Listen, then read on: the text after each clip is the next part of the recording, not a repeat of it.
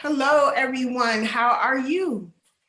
My name is Penda James, and I am the CEO of Inscribed Inspiration. And what I do is I assist people to get unstuck, execute their goals, and inscribe their legacy. What you are watching is a project I'm calling the Resilience Project. It is an opportunity for me to have sacred conversations with people that I care about. I want to introduce my friends to my friends so that we can all do great work in the kingdom. My goal is to get to 100 or more declarations for leaders. I'm trying to build a toolkit of resilience for leaders because honestly, sometimes we forget to be resilient. Sometimes we are resilient and don't know that we are. And I just want to give you a wash of things to help you remember. Today, I'm having a conversation that, excuse me, is going to be really special. And I haven't seen Dawayne Kirkman for many years, but I'm grateful for social media. He was a dear, dear friend to me when we worked together at Sinclair Community College. We had many conversations about faith and forgiveness and love and walking with Christ. And so Dawayne is a higher educational administrator. He's a dad, he's a husband, he's active in his church and in his community. He has a heart for people and people of all different generations, cultures, and he's a great guy that you will get to know today. And Dawayne, your declaration is? My declaration is that I understand the importance of forgiveness. Is there something that I did not say about you that you want people to know? Absolutely not. Penda, it is really good to see you. It's been a long time, so thanks for having me. You are welcome. Thanks for being here. I want people to know that I have friends of all walks of life. And That's right. so you really, excuse me, you really enrich my life. And so I just want us to have this conversation. So let's get right into it. All right. How do you define what it means to forgive? So it's a really complex definition, but I think it's also simple at the same time. I think for me, forgiveness, it means to cancel a debt that someone has done against you or you've perceived that they've done against you. To give someone grace. And something that I wrote down, I said that it's impossible to give someone grace if you've never needed it. And I come from a lens of I've always needed grace. I've made so many mistakes in my life that I've needed grace. I've needed forgiveness from a spiritual place, from a relationship place, from so many things. So I think that's what forgiveness is to cancel someone's debt, taking the emotion of that pain away. That's really good. So this conversation is really timely for me. We're coming into a fresh season of our life with the turning of the calendar and everything. And I've been thinking a lot about our conversation about how sometimes it's challenging for me when people don't forgive me. How do you deal with that? When someone doesn't forgive you, Yeah. yeah, it's interesting because it's important to still be able to forgive yourself. And there's a quote that a hero of mine, he always says, where there's breath, there's hope. And if someone's still breathing, I'm going to give them the hope and opportunity that they will eventually receive the pardon or pardon me for whatever I had asked for forgiveness for. And I'm just going to believe and hold out. But I also, even if it's not received, I still feel like I have to forgive myself and be able to move on and do keep living.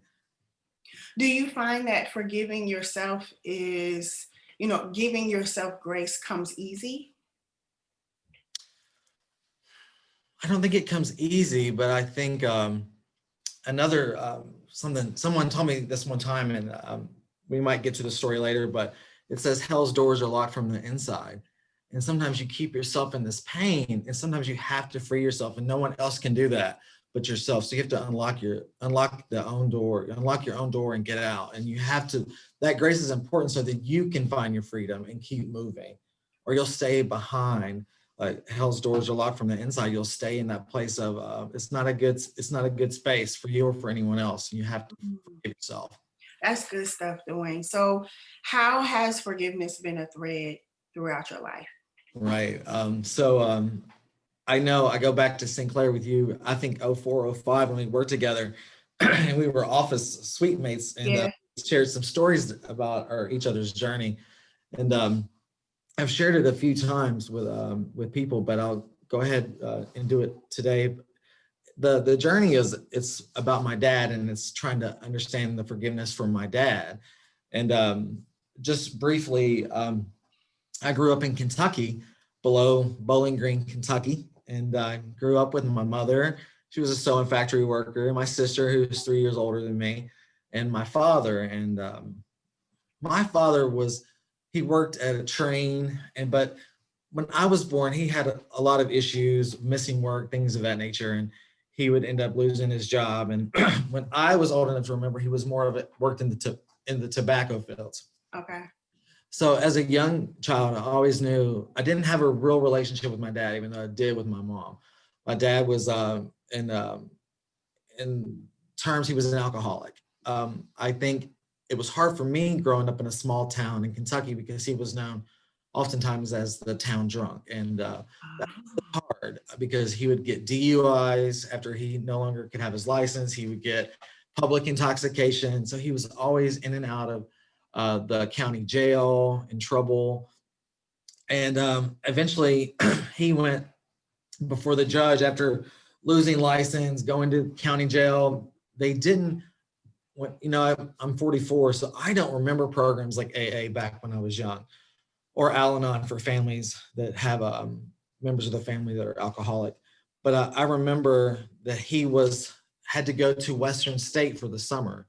In Western State, when I was young, it was for people that had mental health issues. Okay. Really complicated for my sister and I to realize the place that we looked at when we were young as people that had severe mental health issues. That's where our dad was going for the summer. And so after it was mandatory. It wasn't an option for him. So he had to go for the whole summer, whether it was 4, 6, or 8 weeks, I don't remember.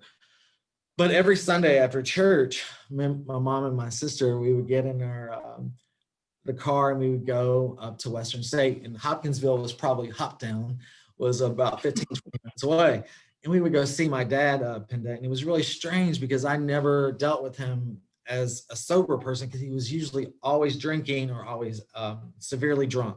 So to have someone that was in a very sober state for the first time, it was very confusing a little bit. We knew how to deal with the yelling and the cussing and the throwing and those things, but just to have it from that lens was awkward.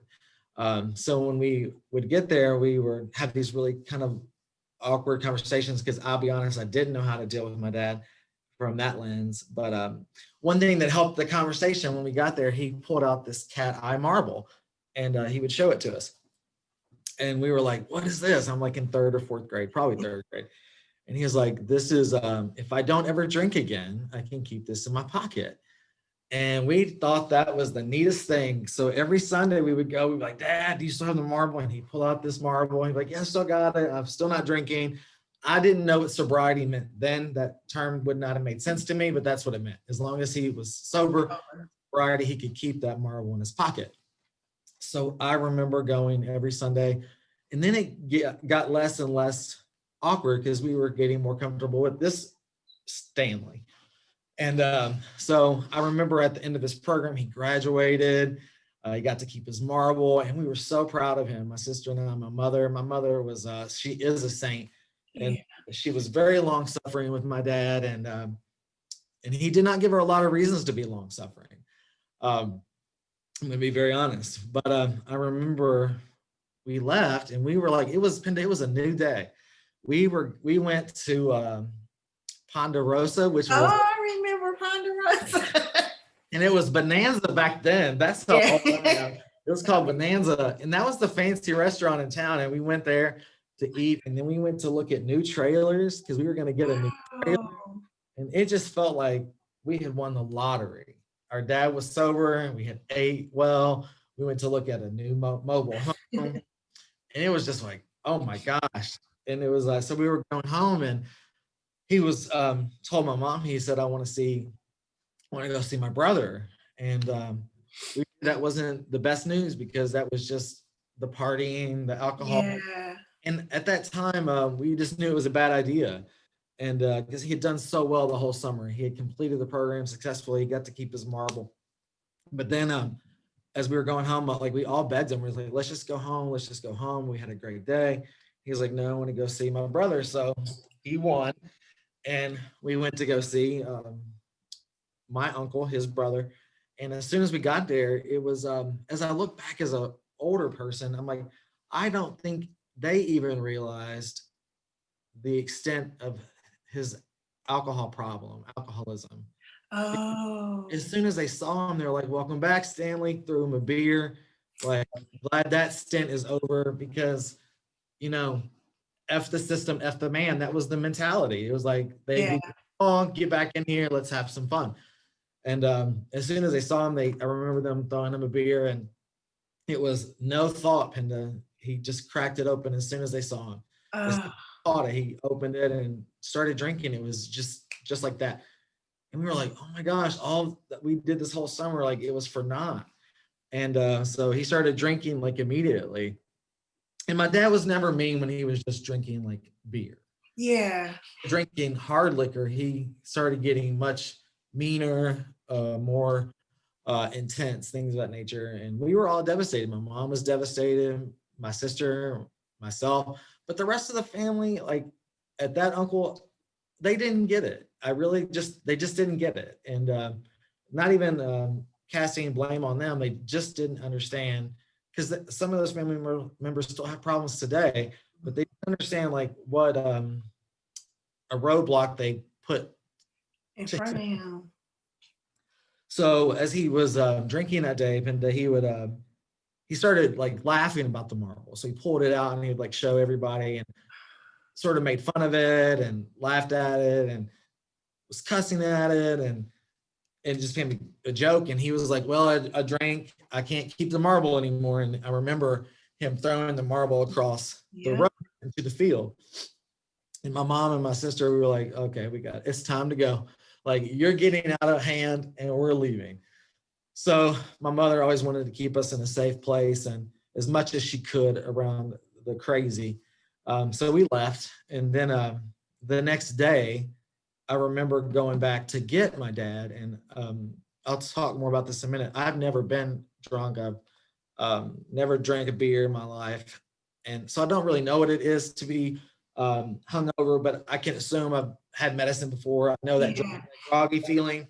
But I remember we were pulling up, and the party had already subsided, but my dad was out in this field by himself in like a hungover condition.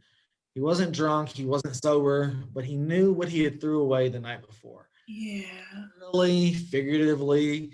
And I remember him in this field, it was corn or soybean, I don't know, but he was in a big field. And I remember him looking for this marble. And I was like, as a third grader, I was like, there's literally no way you're going to find that marble. And then I was like, I think too, figuratively, I also know, like, I think that moment has passed for you to find this marble, because his life wasn't going in a direction. And I knew, I really did know. And at that time, whether it was subconsciously or intentionally, I knew I had to I had to carry that marble for my dad.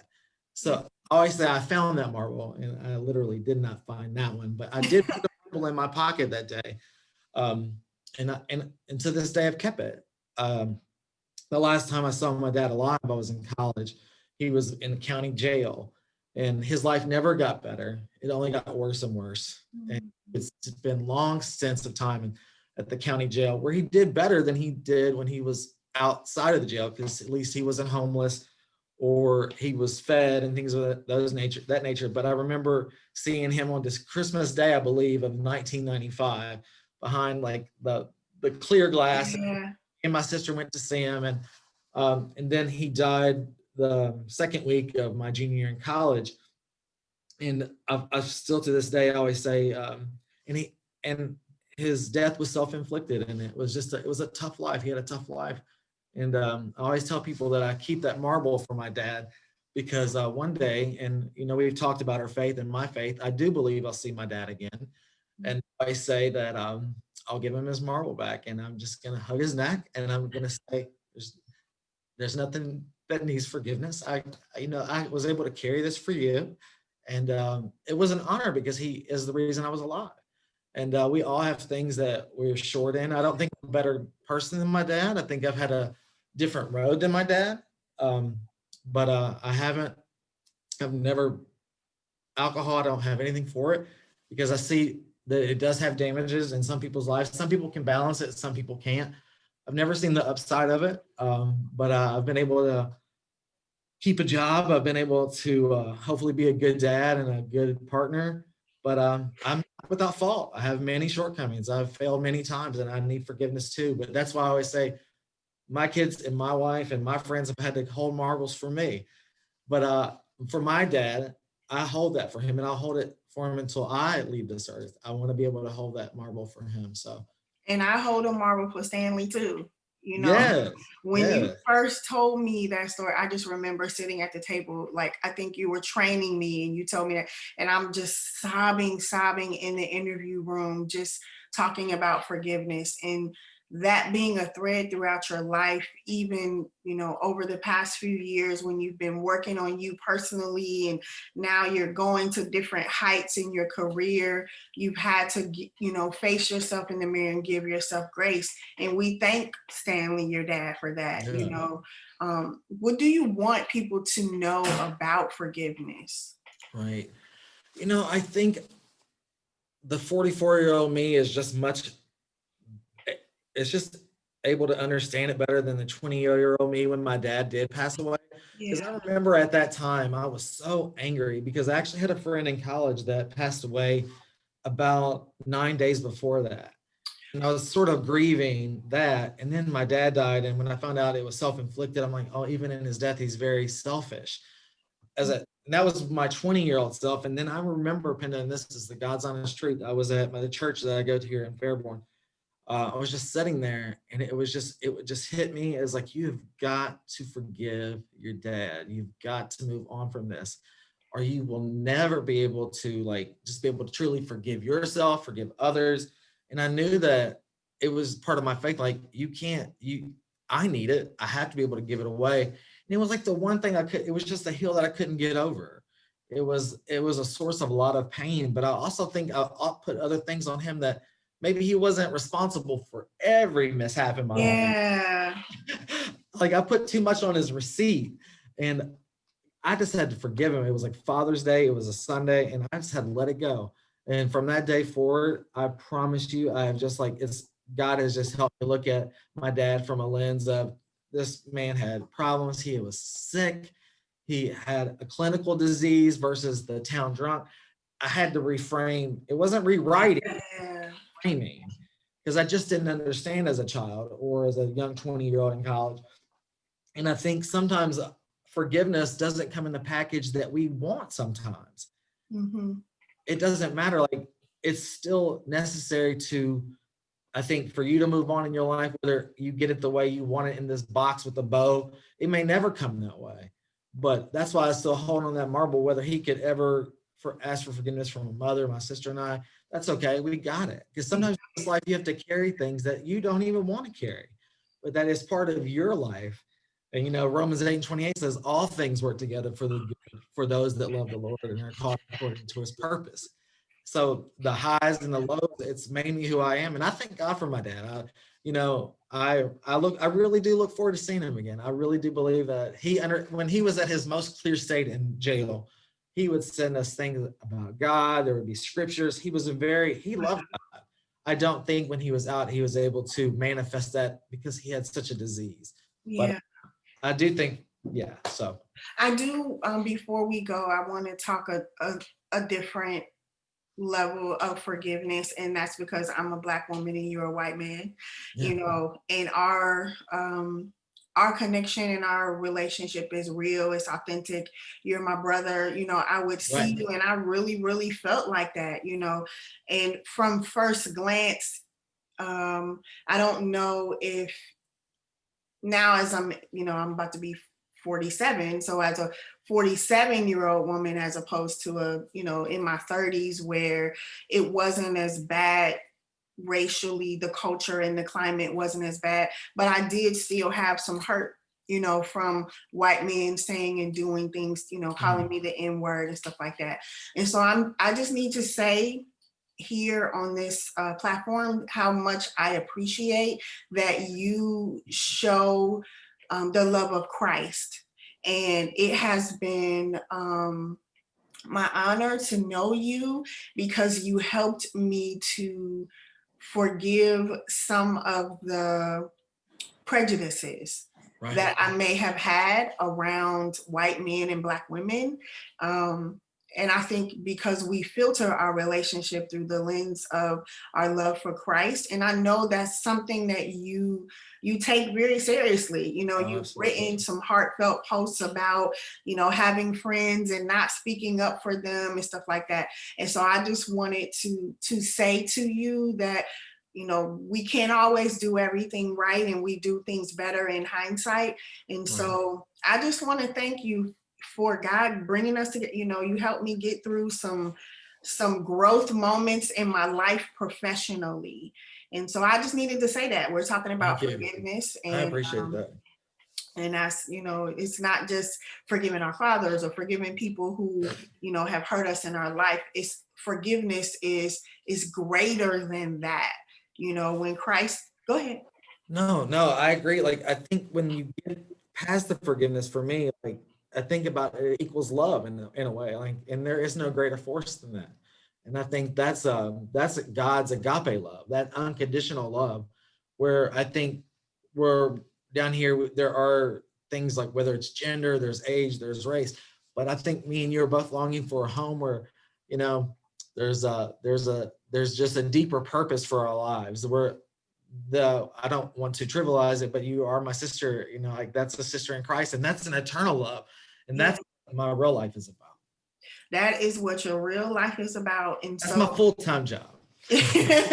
So thank you for giving me that declaration. I understand the power of forgiveness. To close us out, talk about the power of forgiveness, if you don't mind. I sort of think of, for me, like it is about being able to move on, and whether it comes in the way that you want it or it doesn't, I think it's you're freeing yourself, you're freeing them. And that does, I think, like I just said, like it equals to that there is no greater force than love. And I really think to fully get to that you have to be able to forgive. And I think it just frees yourself in a way that and that you need. That's good stuff, Dawayne. And my name means love. And so I'm trying to, part of this resilience project is I'm trying to go back and revisit things through the lens of love. And so Yes. go ahead. Can I read one quote, Penda? Yeah. I presented to a group of students, and this was a quote from Dr. King that is not one that I was as familiar with, but I loved it. It says, "Love is the greatest force in the universe. It is the heartbeat of the moral cosmos. He who loves is a participant in the being of God." In the being of God. In the being of God. Wow. Right. That's an awesome place to end. Thank you, Dawayne, for being here. And thank you, those of you who are watching us and who have engaged in this sacred conversation with Dawayne and I. There are many sacred conversations. You can go back, you can search the hashtag The Resilience Project. I want you to have your journal, and I want you to think about some reflections and gems that will help strengthen you in your leadership journey. We love you so much, and thank you for watching. Thank you,